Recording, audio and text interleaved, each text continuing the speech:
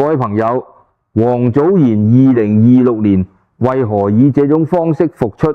真相讓人心碎，因果比你想的更驚人。今日我想同大家深入傾下一個震撼成個華人圈嘅消息，以及背後嗰啲深不可測嘅人生因果。喺2026年嘅7月，已經息影咗好多年嘅王祖賢，突然喺網絡上發布咗一段最新嘅影片。呢段片一出，瞬間就被全網瘋傳，簡直係平地一聲雷。令人最為詫異嘅係，影片入面嘅王祖賢竟然唔係而家將近60歲嘅佢，而係處於顏值巔峰，大約20歲嗰陣嘅佢。但係片入面嘅情節卻係完全全新嘅，從來未曾曝光過。大家仔細一睇，網民先至恍然大悟，原來佢將自己嘅肖像權授權俾一間網絡人工智能公司，允許佢哋用 AI 技術複刻佢年輕時嘅容貌，創作出一系列全新劇情嘅影片。呢個消息直接撼動咗成個娛樂圈，各大社交平台嘅留言區瞬間炸開晒。有人話呢個係佢俾呢個世界最聰明、最有智慧嘅答案。本人唔出鏡，唔復出，卻令到自己巔峰時期嘅美貌可以永遠喺呢個世界上流傳落去。但同時亦都有人話呢個 AI 版嘅佢雖然好靚，但係靚得嚟毫無靈魂，同當年正版嗰個傾國傾城嘅佢簡直係天淵之別。到底當年嘅佢有咩魔力？知名大導演曾經講過，佢飾演嘅聶小倩係影史上最靚嘅女鬼，影迷就話佢靚到好似跌落凡間嘅天使。當年佢嘅知名度可以話係一時無兩，成個大中華地區甚至日韓根本無人唔識佢個名。然而就係一個咁樣令人為之傾倒嘅女神，卻因為感情上嘅緋聞，一夜之間被萬人唾棄，俾眾人鬧佢係第三者，係壞女人。佢到底經歷咗啲咩？點解一代絕色會心甘情願喺事業去到最巔峰嘅時候放低晒所有名利，轉身息影？係嗰段長達15年愛情嘅背叛，定係俾富商買下又拋棄嘅屈辱？究竟係邊個一步一步將佢逼入絕境？後來又係咩力量將嗰個身心俱傷嘅佢度化成今日慈悲平靜嘅菩薩？今日我哋就嚟慢慢拆解佢呢一生嘅因果，去到最後我仲會同大家客觀分析一下佢帶頭授權 AI 肖像權呢個舉動，究竟會為未來嘅娛樂圈帶嚟點樣翻天覆地嘅衝擊？大家一定要聽到最後，因為呢度蘊含住好深嘅人生哲理。佢天生就有一種難以言喻嘅光芒，只要佢一出現，所有人嘅目光都會不由自主咁追隨住佢。佢嘅中學同學回憶，當佢入學第一日，走廊外面就已經企滿晒學長，全部都趴喺門口望入去。每日朝早佢張台上面都擺滿晒學長送嚟嘅早餐，佢根本從來都唔使自己去買。後來星探發掘佢去拍廣告，雖然當時佢剪咗個男仔頭，但係鏡頭一對準佢，嗰種與生俱來嘅氣質，無論點樣低調都掩蓋唔住。16歲嗰年，佢第一次踏入電影嘅世界，嗰部電影叫做《今年嘅湖畔會很冷》，佢喺入面飾演一個喺湖畔徘徊等待投胎嘅幽魂。當時根本無人知道呢個其實係一個命運嘅預言。佢呢一生最重要、最深入民心嘅角色，大部分都係幽魂，無人知道。命運早喺佢第一次演女鬼嘅時候，就已經幫佢寫低咗伏筆。喺易經入面，呢種情況就好似坎卦，水流深邃而不可測，初時看似平靜，實則暗湧處處。呢部電影喺金馬獎頒獎典禮上放映，吸引咗遠道而嚟嘅香港邵氏電影公司代表。邵氏係當時香港最大嘅電影王國，捧紅過無數巨星。邵氏掌舵人方小姐坐喺台下，銀幕上嘅佢先至出現咗。冇幾耐，方小姐就即刻開口講咗一句說話，一定要將佢簽落嚟，就係呢一句說話，徹底改變咗一個女仔嘅命運。28萬港紙一紙合約，佢就咁樣被帶到去香港。佢啱啱到香港嗰陣，廣東話一句都唔識聽唔識講。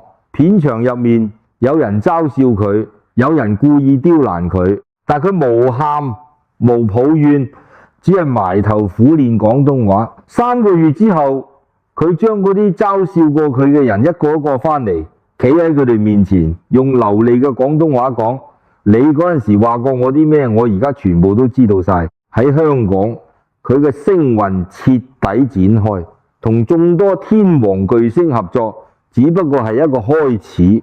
日本媒體封佢為亞洲第一美腿，佢亦都成為咗繼動作巨星之後第一位風靡日韓嘅華人明星。但係佢始終知道嗰啲戲都唔係真正屬於佢嘅，佢一直喺度等一個真正能夠代表自己嘅角色，而嗰個角色其實亦都喺度等緊佢。1987年，大導演徐克要拍一部鬼片，唔係傳統嗰種陰森恐怖嘅鬼片，佢想拍嘅係一個有情有義嘅女鬼，一段明知冇結果卻依然義無反顧嘅人鬼之戀。呢部電影就係《倩女幽魂》，但徐克好清楚，決定呢部電影成敗嘅絕對唔係特效，而係要啱演聶小倩嘅人。只要呢個角色唔啱，所有努力都會白費。徐克黑遍咗成個香港，依然研到最適合嘅人選。就喺徐克一籌莫展嘅時候，電影監製施南生接到咗佢嘅電話，佢主動表示希望試鏡聶小倩，但施南生搖頭拒絕咗。施南生對佢講：你太高啦，太陽光啦，同活喺黑暗入面嘅聶小倩差太遠，而且我哋俾唔起你嘅片酬。佢即刻答：片酬我可以減。但施南生始終都係拒絕，佢冇放棄，佢繞過施南生，直接貼上徐克。一次唔得就再來一次，佢就係唔願意放棄。面對佢嘅堅持，徐克最後終於點咗頭。試鏡嗰日，佢一身白衣，長髮披肩，所有人嘅目光都停晒喺佢身上。成個片場靜到連一條針跌落地下都聽得見。嗰一刻，所有人都知道佢就係聶小倩，聶小倩就係佢。徐克後來回憶話：佢靚到就好似畫中人咁，令人唔捨得移開目光。人間根本無呢種疏離感，非鬼即仙。電影一上畫，成個亞洲都沸騰咗。呢部電影將武俠、神怪、愛情糅合埋一齊，卻無一絲違和感。而佢飾演嘅聶小倩更加係神來之筆，佢徹底顛覆咗所有人對女鬼嘅想象。無獠牙、無長脷，呢個身世可憐嘅女鬼有一種不染紅塵嘅飄逸美感。電影橫掃多座獎項，入選影史百大華語電影。自此之後，佢卻走入咗一個連自己都預料唔到嘅方向，就係片商幾乎一致認定，只要係有關鬼同妖嘅電影，第一個諗到嘅演員就一定係佢。佢亦都成為咗香港影壇最經典嘅女鬼代表。最忙嗰一年，佢拍咗14部電影。最誇張嘅時候，佢曾經試過4日4夜無合過眼。佢後來回憶話，當年每日由一個片場趕去另一個片場，腦入面不禁浮起一個念頭：難道我嘅人生就係咁樣來來回回奔波嗎？佢演盡咗人鬼情深，卻一直都喺度等待屬於自己嘅嗰份心情。命運好快就俾咗佢答案，佢等緊嘅個男人叫做齊秦。喺嗰個年代，齊秦係成個華語樂壇最特別嘅浪子，放蕩不羈，唔按任何人嘅規矩去做事。嗰年齊秦要拍一部電影，製片人叫齊秦自己親自去揀女主角。齊秦翻遍晒港台所有當紅女星嘅相，無一個令佢心動。直到睇到佢個海報，齊秦心入面講咗句就係佢啦。齊秦興沖沖捧住一大束花，親自去機場接佢。佢一出關，齊秦笑住將個花環套落佢條頸度，點知佢眉頭一皺，當場將個花環摘落嚟掟俾助手，冷冷咁講：我唔中意花。佢呢個人向來講嘢直接，諗到咩就講咩，從來唔轉彎抹角。兩個人並肩行咗幾步，佢側頭望咗齊秦一眼，講咗句：你點解咁矮？嗰句話直刺入齊秦心入面，從來冇女仔咁樣同佢講嘢。嗰個年代幾多女人為齊秦瘋狂，偏偏佢對齊秦愛理不理，呢種態度反而令齊秦念念不忘。拍戲嘅日子入面，齊秦諗盡辦法去靠近佢。起初佢不為所動，但日子耐咗，嗰個喺舞台上叱咤風雲、魅力四射嘅浪子，終於令佢心入面嗰道防線慢慢鬆動，兩個人就咁樣行埋一齊。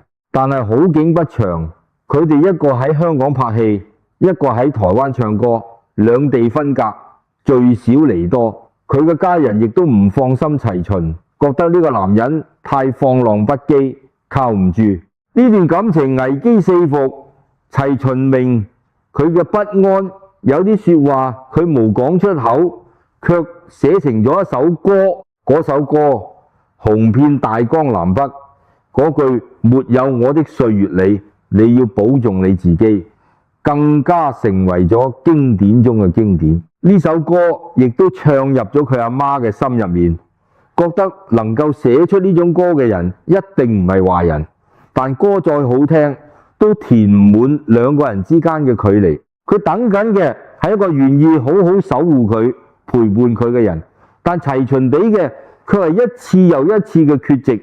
佢渴望安穩，齊秦卻習慣自由。兩個人都愛對方，但愛有時真係唔夠用。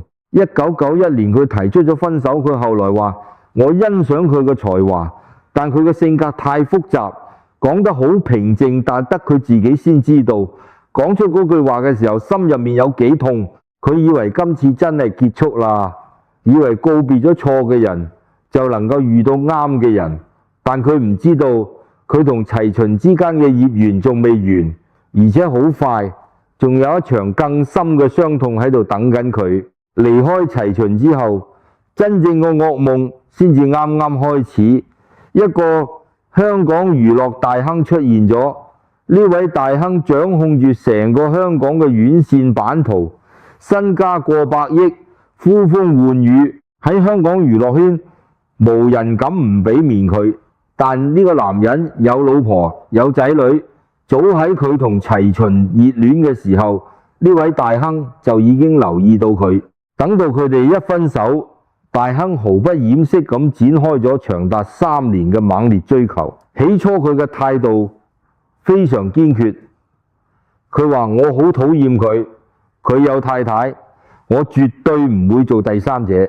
但嗰個年代嘅香港娛樂圈並唔係一個乾淨嘅地方，黑道勢力早已滲透每一個片場，有女星遭遇綁架，有影帝被人恐嚇，甚至有天王巨星拍戲時被槍口對準過，稍為唔留神就可能會付出慘痛嘅代價。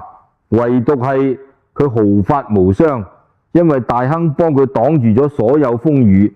日子耐咗，佢個防線開始動搖。大亨攞出一份分居協議，話同太太早已形同陌路，只係仲未正式辦理手續。佢信咗，兩人戀情曝光，輿論瞬間炸開，成個香港都喺度議論佢。小三、狐狸精被包養，罵聲好似潮水咁湧過嚟，一句比一句刺耳，一句比一句傷人。但真正令佢心寒嘅唔係嗰啲罵聲，而係大亨嘅阿媽當住媒體嘅面講咗一句極具侮辱性嘅說話，就當個仔使咗幾千萬，叫咗一隻雞。呢啲話佢一個字都冇回應，只係保持沉默，將所有委屈吞落肚。更令佢徹底絕望嘅係大亨面對媒體嘅態度。大亨冷漠咁講：離婚不可能，我哋而家只係朋友。大亨連半句話都冇幫佢講過。冇幾耐，大亨轉身去追另一個女人，佢再次被毫不留情咁拋棄。曾經嘅山盟海誓全部化作過眼雲煙，曾經嘅珠寶豪宅不過係短暫寵愛嘅借條。佢終於明白，有啲人俾你嘅從來都唔係愛，係迷戀，係一場遊戲。佢以為係真心，對方卻只係逢場作戲。心灰意冷之下，佢拖住疲憊嘅身軀離開香港，一個人飛去加拿大。就喺呢個時候，一個熟悉嘅聲音再次出現，嗰個聲音來自齊秦。全世界都喺度鬧佢嘅時候，只有一個人企出嚟。齊秦喺媒體面前話，佢絕對唔係一個拜金嘅女仔，呢一切唔係佢一個人嘅錯。寥寥幾句話就好似一道光照入佢風雨飄搖嘅世界。當所有人都將石頭掟向佢，齊秦係唯一一個幫佢擋住石頭嘅人。兜兜轉轉，佢終於忍唔住打咗個電話俾齊秦。齊秦只講咗3個字：返嚟啦。而佢真係返咗去。今次兩個人唔再匿埋，高調相愛，公開放閃。佢甚至赤腳喺山路上狂奔，幫齊秦拍 MV， 腳底磨出水泡都咬緊牙關跑完。佢話只要幫到齊秦，一切都值得。1997年金曲獎頒獎典禮上，齊秦捧住獎座，對住台下嘅佢講：愛小賢，不止呢一生，係三生三世。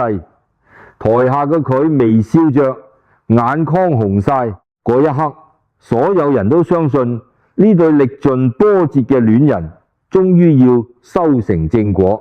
1998年，兩人開始籌備婚禮，喺洛杉磯同台灣買好晒婚房，甚至連證婚人都約好晒。所有人都以為幸福終於降臨，然而命運再次同佢開咗個殘酷嘅玩笑。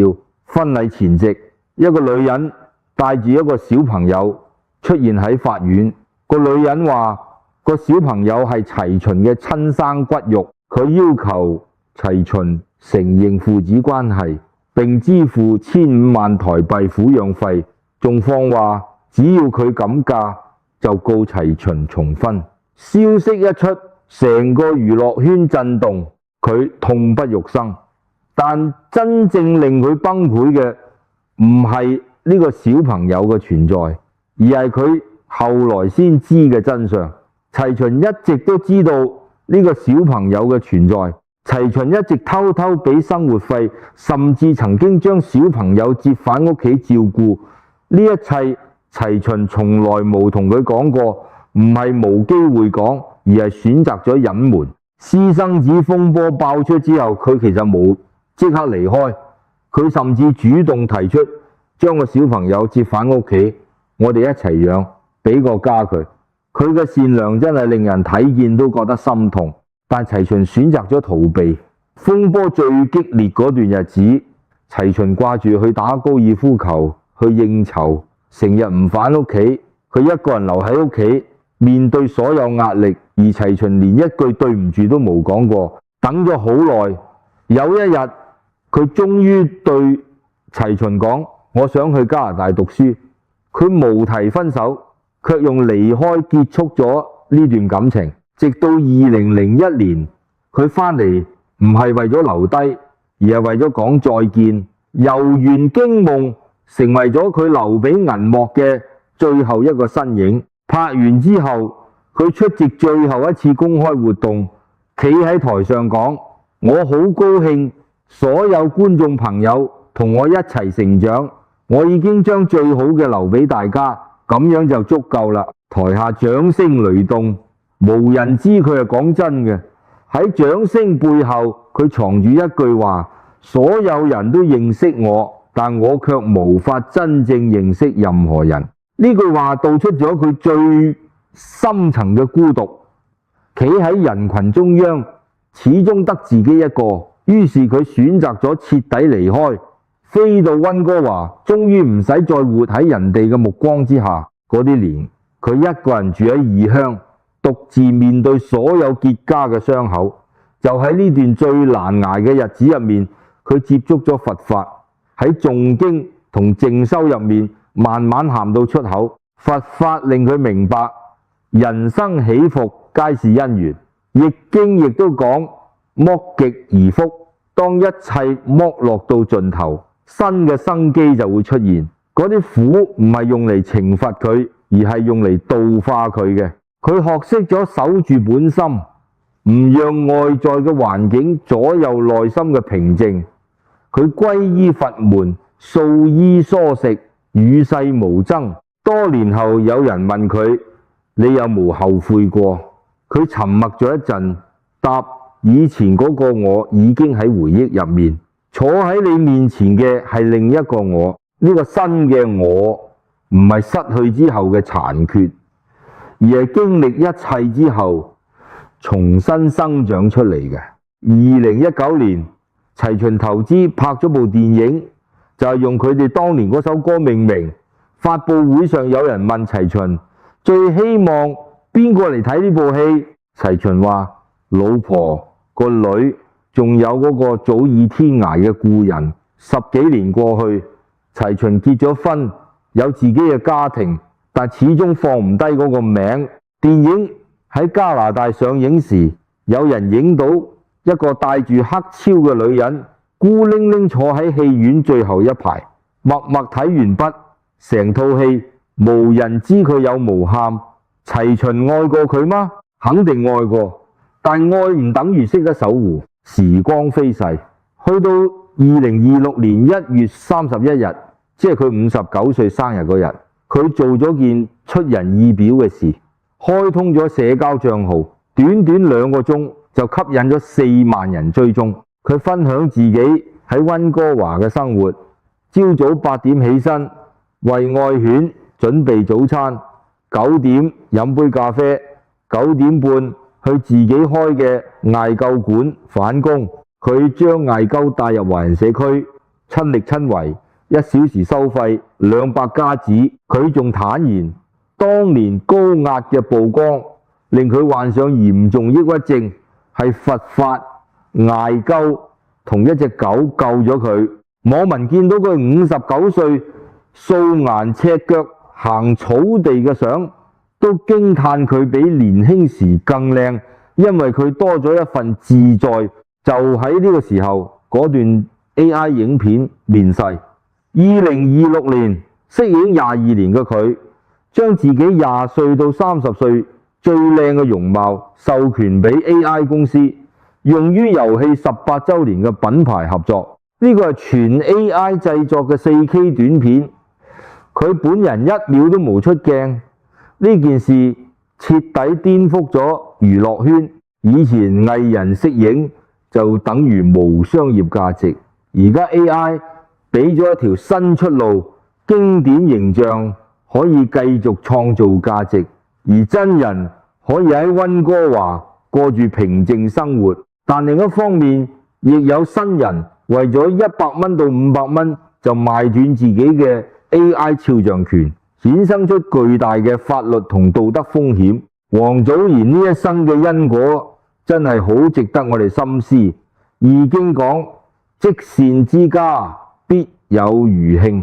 佢一生俾出嘅遠比得到嘅多。佢最在乎愛，用盡全力去愛，但發現留唔住嘅始終唔係自己嘅。佢最在乎美，最後將美貌撤離鏡頭22年，然後用 AI 嘅方式將美還俾世界，自己就留住咗靈魂。佢最在乎自由，最終喺溫哥華嘅平靜歲月入面，真正證到咗自由。